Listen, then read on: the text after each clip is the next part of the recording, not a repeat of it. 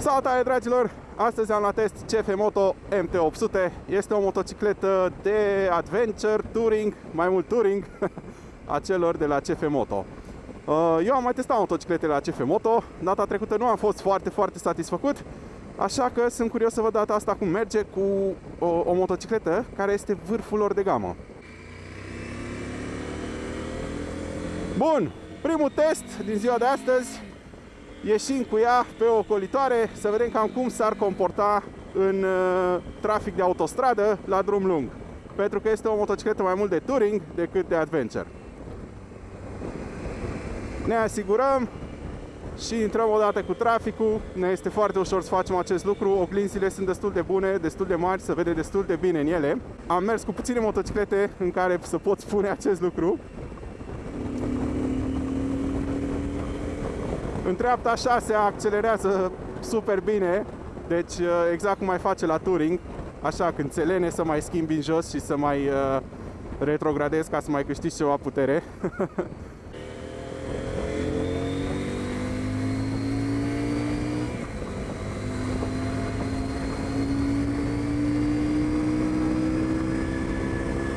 Parbrizul te apără un pic de vânt, dar nu de tot.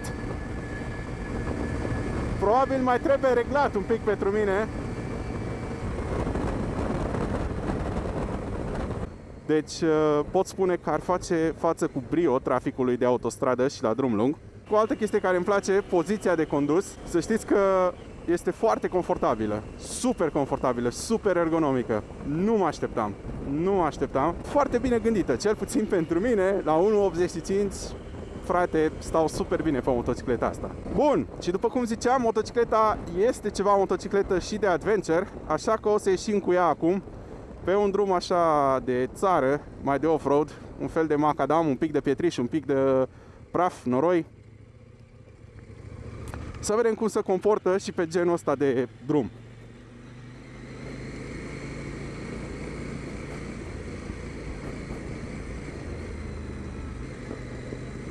Spatele dansează un pic. Este suficient de manevrabilă, chiar dacă este o motocicletă mai grea, are 230 de kg, dar este foarte manevrabilă, surprinzător de manevrabilă. Haideți să vedem cum se simte dacă încerc să mă ridic în scărițe. Sunt un pic surprins, se simte destul de bine, să știți. Chiar destul de bine.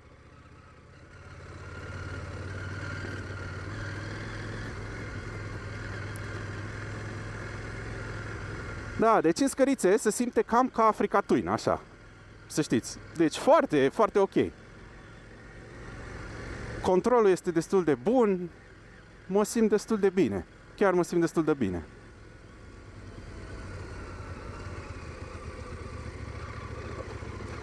Și se simte mai ușoară decât e.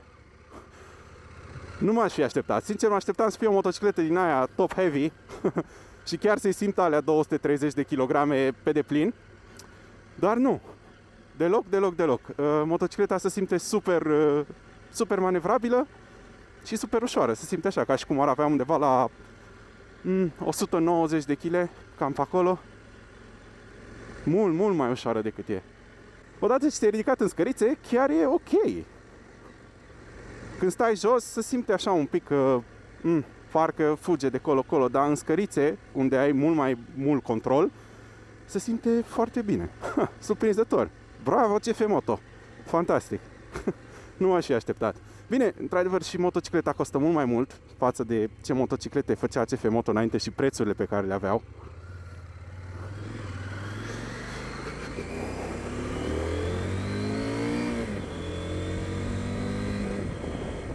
Da, accelerează și bine așa în scurt. N-ai probleme. Deci pot să zic că motocicleta e chiar ok în off-road. Așa, când te uiți la specificații, n-ai fi crezut, dar se simte foarte bine. Se simte foarte bine. Într-adevăr, da, nu poți să o iei să mergi cu ea ca o motocicletă de pădure. Nici o motocicletă de adventure nu poți să mergi cu ea ca o motocicletă de pădure. Da? Singurele motociclete cu care poți să mergi așa mai tare în off-road sunt alea dual sport. Atât. Gen Honda CRF 300 Rally, da? Dar, de exemplu, dacă iei un Africa Twin, dacă iei un GS sau alte nebunii de genul, nu o să poți să mergi prea tare în off-road. Poți face off-road, dar așa mai domol. Și exact așa se comportă și asta, adică e super ok. Poziția, din nou, îmi place foarte mult, șaua îmi place foarte mult, foarte comodă. Controlele, manetele, se simt iară premium, se simt de calitate și ok. Cutia de viteze e foarte bună pe retrogradări. Bă, să știți că momentan sunt surprins. Ajung destul de bine jos cu piciorul când fac genul ăsta de opriri, astfel încât îmi dă destul de multă siguranță. Bine, eu am și 1,85 m, trebuie să recunosc. Am 1,84 m, 1,85 m și atunci, na, îmi e mai ușor să fac genul ăsta de manevre.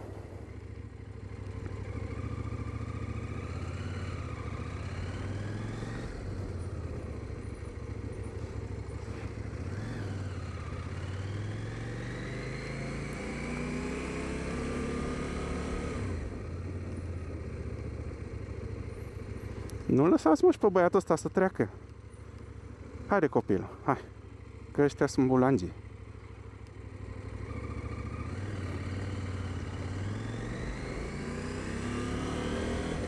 Fantastic. Așa, revenind la oile noastre. Bă, îmi place, ai vizibilitate faină. Parbrizul ăsta se poate regla din ce văd, ceea ce înseamnă că îl pot ridica mai sus probabil pentru înălțimea mea. Ceea ce e bine și pare să fie un sistem de ăsta așa cu gen un mecanism rapid, da? Nu trebuie cine știe ce tool-uri speciale, ca la Honda CB500X, unde îți trebuie un imbus ceva. Ceea ce, din nou, este foarte bine. Na, uite, este și manevrabilă, după cum vă ziceam. Nu e cea mai manevrabilă, aici să mai simt kilogramele alea în plus. Dar, na, e ok, adică se simte foarte, foarte mult ca Africa Twin, nu la senzația generală, să zic așa, știi? Clar, motorul nu e la fel de rafinat ca Africa Twin, dar nici prețul nu e la fel de rafinat ca Africa Twin. Am venit cu așteptări foarte joase, trebuie să recunosc, dat fiind experiențele precedente, și am fost plăcut surprins. Motocicleta per total se simte bine, adică îmi place că mă simt lejer pe ea. Deci chiar mă simt super lejer pe ea ca și poziție. Alte chestii de reproșat nu am momentan. Se simte bine în oraș. După cum puteți vedea, merg destul de lejer prin traficul de oraș cu ea. Bine, nu e nici maxim de aglomerat azi. Bun! Ce să vă zic, mie îmi place foarte mult. Deci, wow, nu mă așteptam. Bravo CF Moto, chiar ați reușit ceva destul de drăguț cu motocicleta asta, să știți. Bravo vouă! O să merg un pic aici să vă arăt și vouă motocicleta, să vedeți un pic cum arată de afară.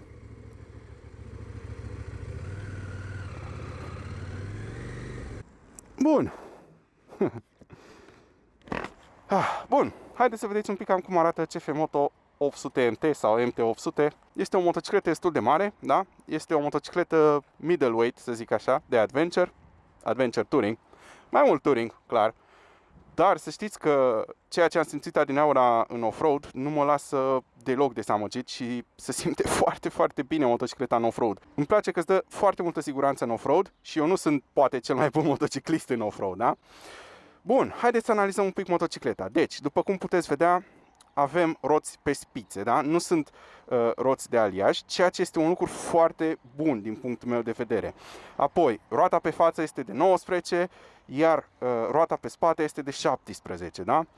Nu este roată de 21 pe față, ceea ce sugerează, din nou, după cum spuneam, că această motocicletă este mai mult pentru touring decât pentru off-road. Dar nu este o problemă, pentru că se comportă foarte bine în off-road. Bun, apoi, revenind, îmi place că vine cu foarte multe accesorii standard, da? Avem aici un suport pentru top case, avem aici niște suporți pentru genți laterale, avem aici niște crash baruri, da? Avem și niște lumini auxiliare incluse standard, avem aici niște protecții de mână. Într-adevăr, ele sunt de plastic, dar totuși îți vine ceva, da? Nu e fără protecție. Iar apoi, foarte interesant, vine cu o protecție de aluminiu, un scut de aluminiu aici jos, să protejeze motorul și evacuarea. Ceea ce, wow! În banii ăștia. Ah, da, și vine și cu cric central. Puii mei, ce mai vrei? Deci, din punctul meu de vedere, vine cu foarte multe accesorii și lucrul ăsta îmi place foarte mult. Apoi, oglinzile, după cum spuneam, sunt niște oglinzi foarte interesante, destul de bune. Ce am mai observat așa și iară mi-a plăcut este șaua, care este super confortabilă. Este o șa în 2 trepte, însă credeți-mă că stai super bine pe ea, foarte bine pe ea. Acesta este bordul, arată destul de ok, exact cam ce se folosește acum în industrie. Nu te dă pe spate, se poate citi destul de ușor, da? Acum bate soarele destul de tare și încă se vede destul de bine. Controalele astea aici sunt standard, exact cam ce găsești pe toate motocicletele. Din nou, nu e ceva wow care să te dea pe spate. Manetele sunt reglabile, după cum se poate vedea. Nu, parbrizul este și el reglabil. Ai aici niște quick release-uri, să zic așa, da? Niște rotițe de care învârți, niște șuruburi, practic, care slăbesc parbrizul și poți să-l mai ridici, să-l mai lași. E fain că e făcut un sistem de ăsta rapid, cumva, da? Nu trebuie vreun tool special. Apoi, o altă chestie e faină că aici ai o priză USB să-ți încarci telefonul. Din nou, iar o chestie care vine standard și mi se pare tare. Da, v-am zis, este o motocicletă faină. Este o motocicletă faină, chiar destul de bună. Motocicleta, este în ton cu moda. Ce să zic, mie îmi place ca și design, îmi place ca și feeling overall. Surprinzător, mi-am trecut cu mult așteptările în off-road, iar pe stradă, să zic așa, mi-a îndeplinit așteptările, da? Bun, dragilor, cam asta a fost prezentarea CF Moto MT800. Sper că v-a plăcut acest clip, mie mi-a plăcut, m-am distrat foarte tare. Mă opresc aici să le las motocicleta celor de la CF Moto. Vă mulțumesc foarte mult și să ne auzim cu bine data viitoare.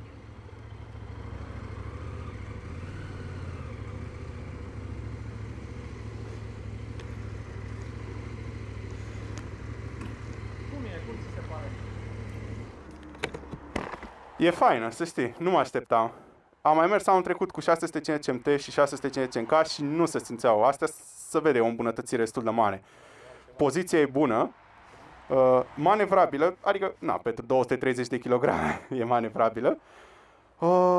Și e ok, răspunde bine la accelerație, era modul sport, acum chiar răspunde destul de ok. E bună, să știi. E o îmbunătățire categorică față de modelele precedente. Multe chestii faine. Da. Da.